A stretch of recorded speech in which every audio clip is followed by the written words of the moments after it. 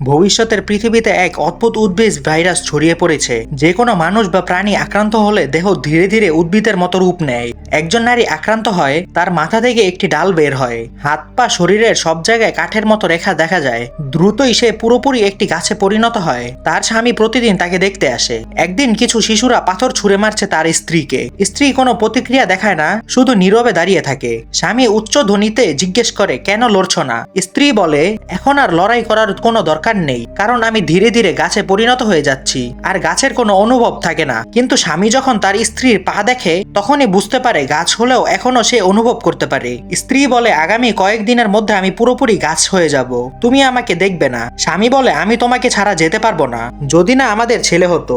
শেষে দেখা যায় স্বামী মাটিতে একটি কলম তুলে স্ত্রীর নাম লিখে, যাতে পরের বার সে গাছের মধ্যে স্ত্রীর অবস্থান খুঁজতে পায়। কয়েক বছর পর স্ত্রী পুরোপুরি একটি পিচ গাছে পরিণত হয়। স্বামী তার আঙ্গিনায় স্থানান্তর করে। এবার তারা একে অপরের সঙ্গে নতুন রূপে একসাথে থাকে।